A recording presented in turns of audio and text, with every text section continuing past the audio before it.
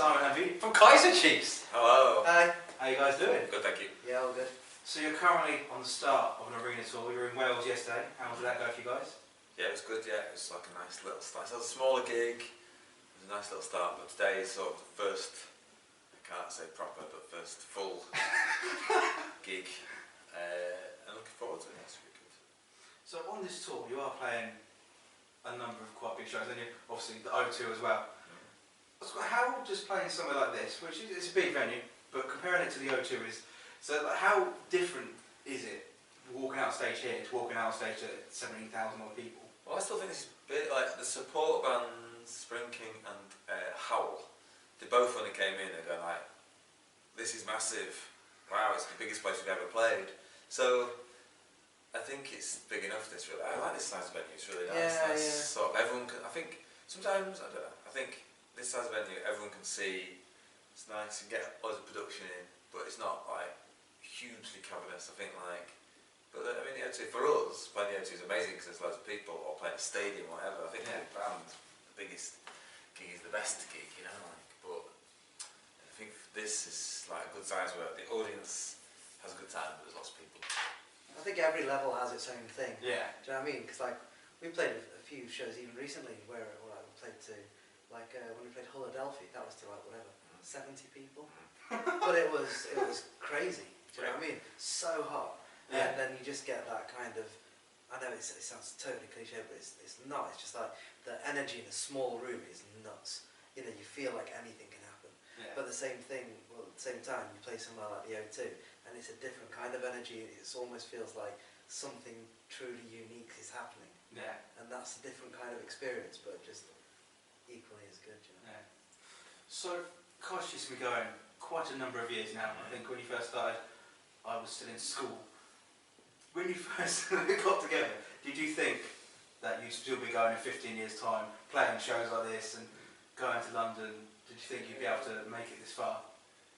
I always thought, and I think the same about Vijay, because Vijay wasn't in the Kaiser Chiefs right at the start, but we were actually in a band together even before that. Yeah. What's asked this to someone else today? I think we always felt like maybe we didn't know the path or whatever, but I think we would always be in a band. You know what I mean? I think I would still be in a band with some or all of the people I'm in a band with now, because throughout, like, there was a good period of Kaiser Chiefs' career where nothing, you know, nothing was really happening. It was pretty bad times. But you know, there was like some playing gigs to nobody and some getting refused record contracts by almost everyone, and we still kept going through all of that stuff. So I feel like we just enjoyed making music, so we would hopefully still be doing that, but we just have to be something else in the other hours of the day.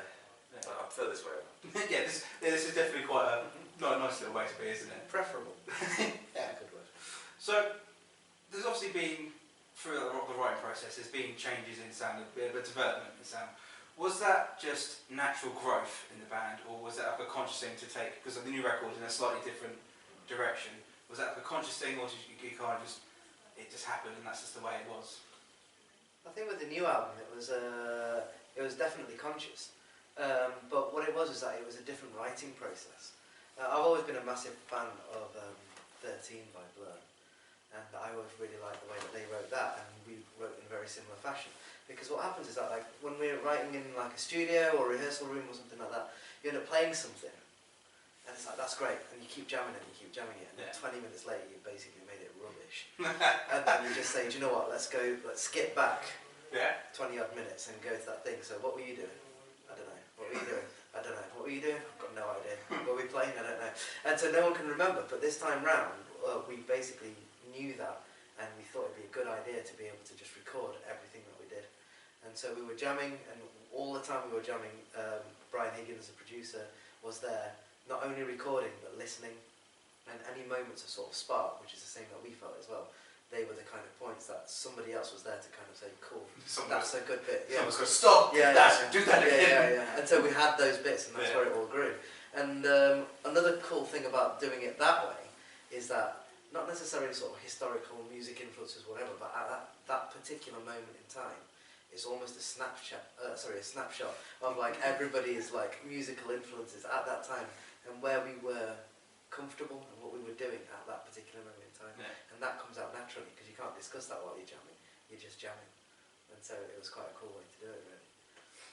So is that going to be the future writing process? You thinking that's going to be the way forward for you guys now? Or are you not really focused on writing yet? Just concentrate on the tour for now, not getting ahead of yourselves? I think we're sort of thinking about the next lot of thing. I think each time we make a record, then we try and like take whatever we learn something, I guess, and then try and do something different the next time after. Because I do think that throughout our career, each album's had something that was different about it. This one's, I think, the most. We sort of really pushed it to make sure that everyone would notice the change, if you know what I mean. Whereas I think some of the other changes have been a bit more incremental. Because we are like older, and I don't know, we live different places, and all the influences that we had when we were, I don't know how very old, in 2004 or 3 or whatever, when we wrote Absolute Right, are different to the things that we're now, you know what I mean? Because it was, I don't know how long ago, we wrote Absolute Right in like 2004, I guess, so that's now 13 years ago. Yeah. So we were different people and all that. So I think there's always been changes, but yeah, this time I think we definitely were like, let's just try and do something well different.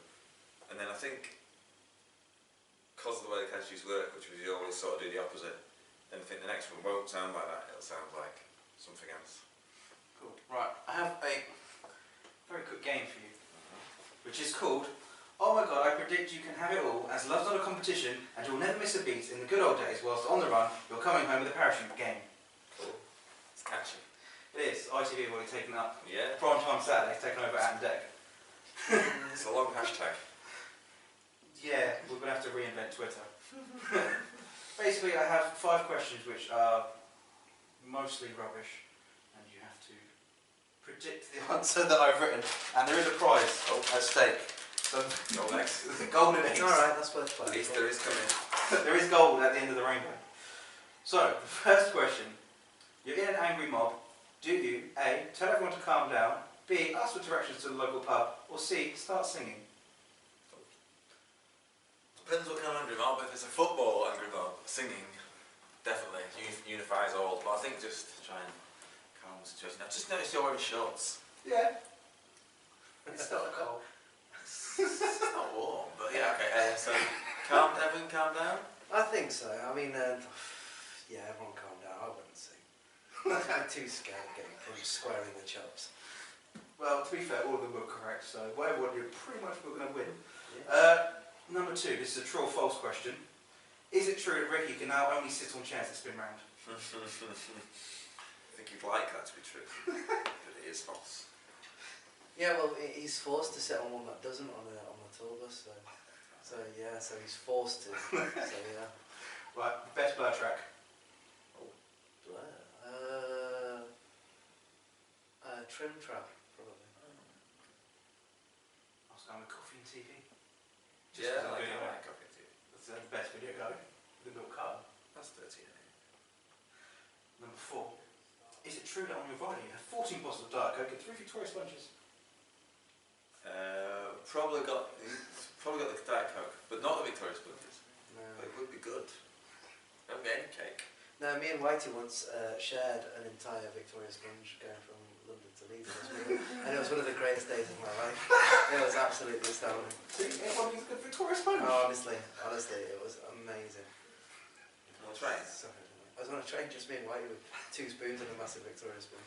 Right, and the final question. Who is a bigger fan of the Kaiser Chiefs, Jay-Z or Boris Johnson? Oh, Jay-Z is definitely. Because he came to a gig, didn't Well, Boris Johnson's actually been negative about us. Yeah, that was... He called us the Weeds from Leeds. Well, I think... Which I like, because I think he's annoyed. Yeah. And to be fair, I would definitely rather have Jay-Z as a fan than Boris Johnson. But Jay-Z's been to a gig. That's pretty I cool. don't know if you loved it. Because he hasn't been to another one. He still came to one. But he's been to one.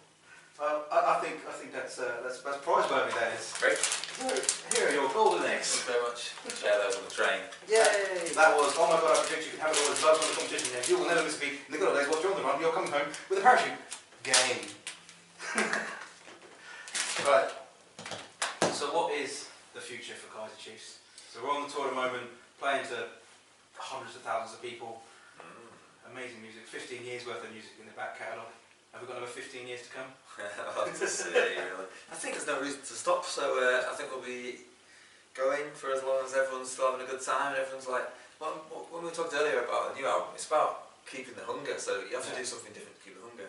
At some point, I guess, we'll all, maybe, I don't know, we'll see. But we've got this tour, we've got to write some new songs, we've got some more gigs, we've got a gig, that Gold Coast gig in Devon is probably the closest one to here in the summer. We've got some festivals in summer, and yeah. Big future still. The future. Yeah, totally. I mean, like it's weird because like once because we finished an album a long time before everyone else hears it. Yeah. So by the time it's out, it's almost like we're already thinking. Do you know what I mean? Because it's just like everything's a journey, and everything, like I said, is almost a kickback to the last thing, and so you kind of just see where you're going. So yeah, probably next album will be 7. So yeah, another 7 albums. Asking 7 albums time. Not trying to make it to 10. I think that's a really respectable number. That's a really respectable number. Well, I'm pretty sure you'll get there, and we'll love the journey to join with you. So thank you very much for your time. Cheers. Thank you.